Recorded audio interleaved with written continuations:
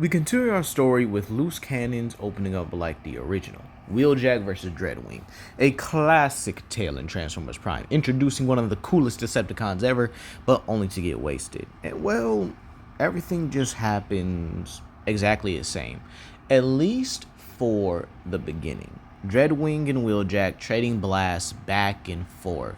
Both of them talking about how, or at least one of them talking about how they're gonna pay for what they did. Obviously, this is Wheeljack talking about sea spray, and Dreadwing stating that ain't gonna happen. And just like in the original, everyone, Team Prime arrives, obviously with some newer additions, but Wheeljack is happy to see Bulkhead, RC, and Bumblebee. However, when he turns to see who's addressing him, he looks confused. He's like, you look different. You're scary.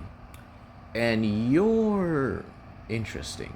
To which this is where we see Optimus 2.0, Mistress Flame, and Giratina, all looking at Wheeljack with their own reactions. With Giratina stating, another one. To which Flame is like, now, honey. Don't do it just yet. To which this is where everyone gets Wheeljack back to the base, and well, he kind of explains the situation of Bulkhead, with them mourning the loss of Sea Spray. However, then he actually turns to Optimus stating, so what happened to you? To which Optimus simply states, we have a new threat on Earth. His name is Thunderwing, and he may be more dangerous than I expected, but with our new allies, both Giratina and Mistress Flame, we will be ready. And this is where Giratina notes to Prime, so are all your troops this reckless? I mean, sure, we had our own back in the day, and with even my own daughters, they were somewhat reckless, but again, they at least had some discipline. To which Mistress simply states, now, honey, we know good and well how our daughters were. And hopefully, we do have the means to bring them back again. And this is where she simply holds two containers in her hands and presses them against her chest, saying, soon. But now we go to the Decepticon warship, where Dreadwing pledges his loyalty to, Galvatron? Yeah, because if you guys didn't remember the last time, so Thunderwing was able to give him this black energon, and it was able to infuse with Megatron's dark energon spark, thus giving him a new life. And Dreadwing is pretty confused, to which he says, now, I am still me at the end of the day. I am still your lord and master, Megatron, just stronger and more powerful than what I was before. And this is where he simply states, what are you doing here? To which Dreadwing simply explains that he felt his brother's spark perish. And Soundwave does show, the same thing, that Skyquake did die to Bumblebee and Optimus like in the original. However, he states, now we will be able to avenge your brother. But first, we must get the culprit who killed him, or at least got him killed in the first place. And first things first, I do need a couple things. Thunderwing, do you have more of that substance? To which Thunderwing pulls out the last bit of black energon he has. To which he says, indeed, but if he wants, he can break it up into 4 pieces, Lord Megatron. To which Galvatron goes, good. To which Dreadwing is simply like, okay. And then turns to Thunderwing. What do you gain from serving Galvatron? To which Thunderwing simply states, all I want is to destroy the Matrix leadership. And when I do, I will be doing whatever requires of me at this point to ensure that my master's goals are finished.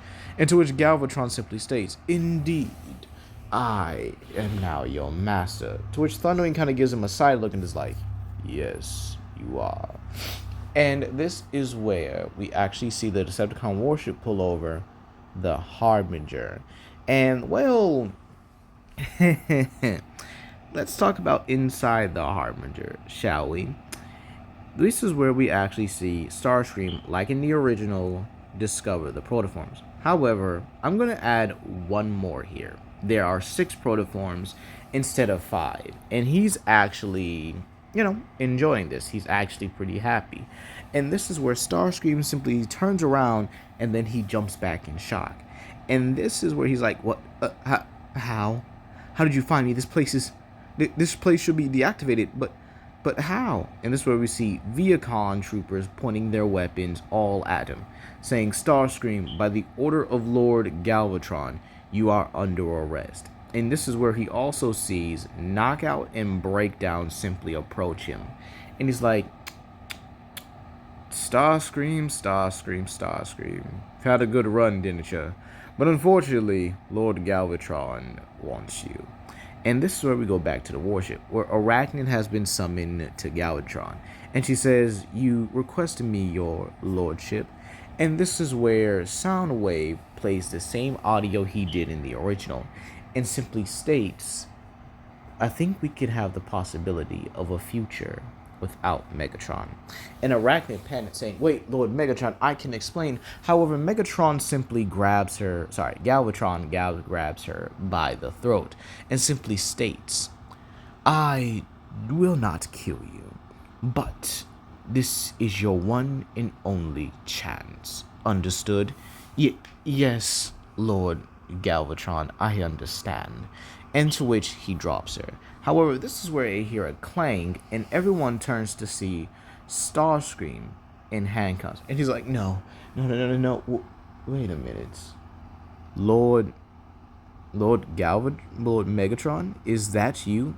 And this is where Galvatron charges up his fusion cannon and says, here's a hint. And fires it, with Starscream not even having the time to scream, as it simply goes right through his spark at such an astonishing speed that it even shocks the Decepticons, even shocking Galvatron himself, because this is the first time he's actually firing it. And, well, Starscream's body slumps to the ground, dead. To which Dreadwing simply states, justice for my brother at last. Now we must attend to the Harbinger. To which Thunderwing goes, indeed. Perhaps we can find anything useful to regain our troops and hopefully get the upper hand on the Autobots. And this is where they simply turn to the monitor, and Knockout simply states, Lord Megatron, I have found something that would be of great use to you. Considering troops are not as powerful as they were before, considering the, addition of two godlike beings, I think these may help. And this is where he shows the 6 protoforms and pretty much kind of explains how they work, how they function, and, what they pretty much need for it. And Galvatron is taking this all in. He's like, yes. This is actually what I need. Even if I can only use 4 of them right now, I can use the other 2 for later, for other reasons or purposes. To which he simply asks Thunderwing, is it ready? To which Thunderwing shows the 4 shards of the black energon he had, and he simply states, yes, Lord Galvatron, they are ready, and they can be utilized to create troops. However, they still do need your dark energon in order to work. To which Galvatron takes it all in, and he's like, good.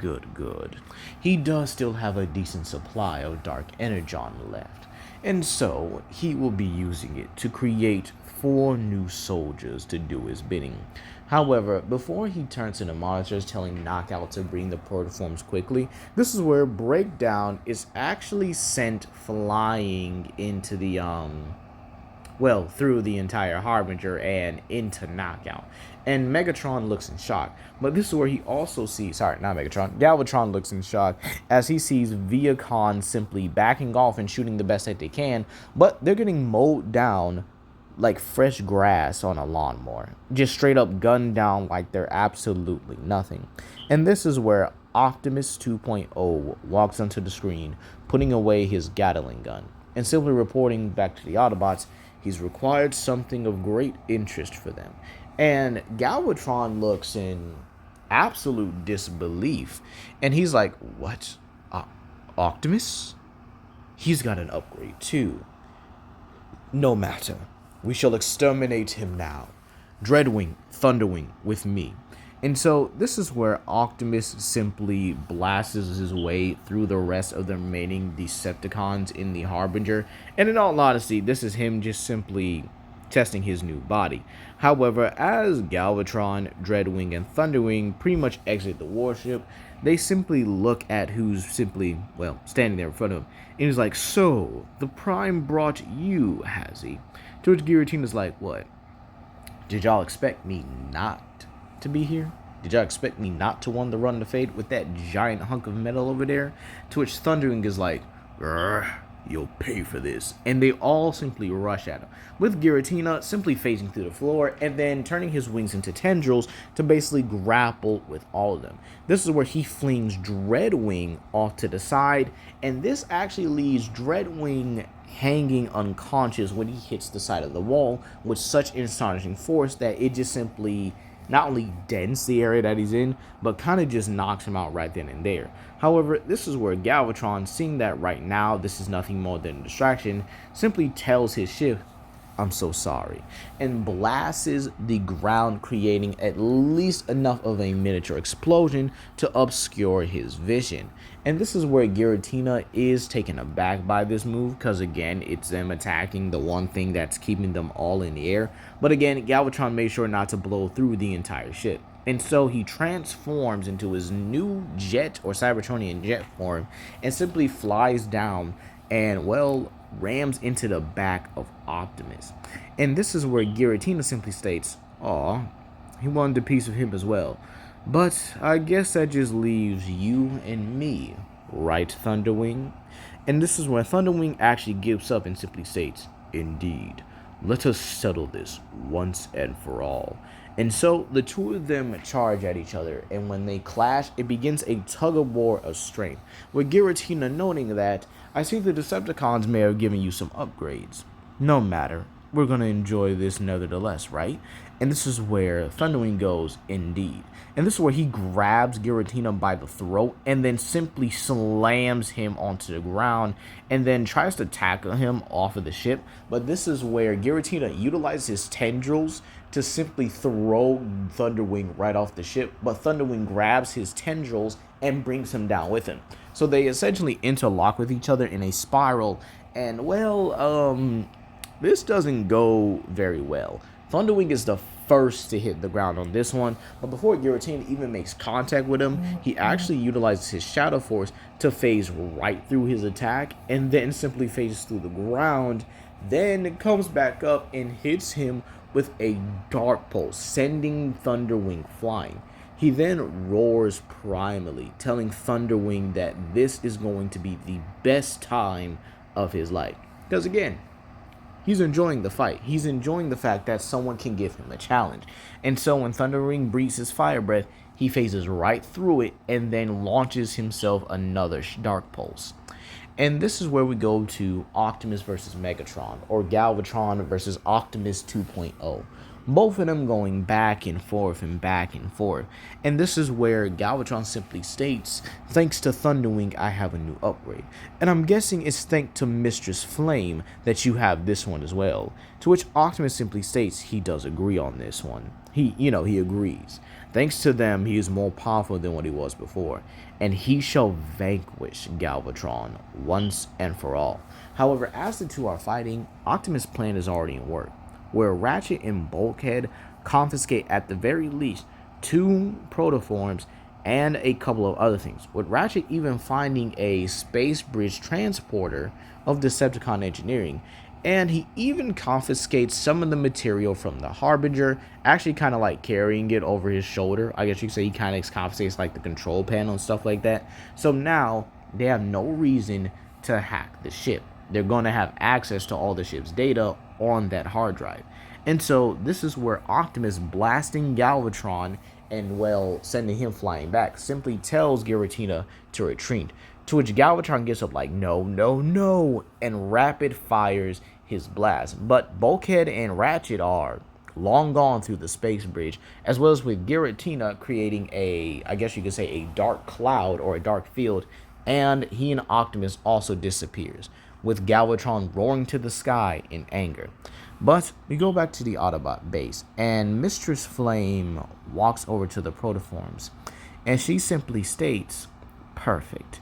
Just perfect. I'll be taking the protoforms from here." And this is where Ratchet looks a little bit concerned. And she says, I'm taking the protoforms for here. To which Ratchet says, I understand you're wiser than all of us and you likely have your intentions, but I would actually prefer that we study them first before we actually come to any conclusions. To which Giratina then just reaches out with his claws and takes the protoforms himself and places them in front of his wife, telling them, go on, it'll be nice to see them again.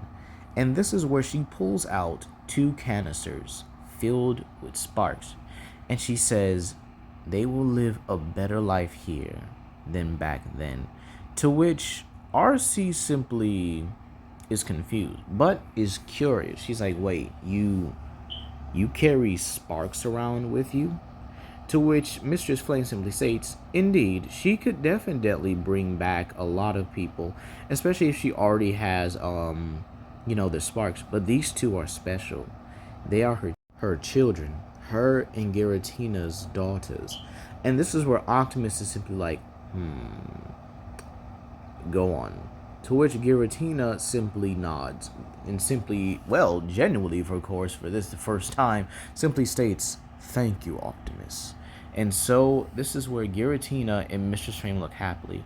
The first protoform becomes a much more older child, and this would actually be Lightbright. But the second one becomes their youngest child, that being Lickety Split.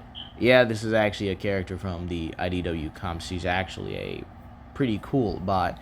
Not really into battle all like that, but have a way she could easily do it. And this is where they look at their parents saying, Mom? Dad? And this is where Mistress Flame and Giratina simply state, yes, children, yes. And Optimus can't do anything but smile, telling Ratchet, all things considered, this is actually a great way for the protoforms to be used. And so, this is where Optimus looks on and sees the family, father, mother, eldest and youngest daughter, reunited after so long, after so many years of being apart, now together again. However, we don't end off here. We head back to the Decepticon warship, where Megatron is finally done with the protoforms themselves, infusing the black and dark energon, and simply states, I welcome you to this day. This day I welcome you to the cause, and simply gives each one a name. Scourge, Slipstream, Cyclonus, Bludgeon, and you will all be my heralds of destruction. And this is where Cyclonus simply bows to Galvatron and simply asks, what will you have us do, Lord Galvatron? We will go to the ends of this planet and the universe to heed you. And this is where Galvatron simply states, it is time for us to go out and hunt down the relics. And that's where we're going to leave it off here, you guys. Please comment down below, like and subscribe and share with your friends. And, well, let me know what you guys think about this part. Giratina's children and, well, the new Decepticons.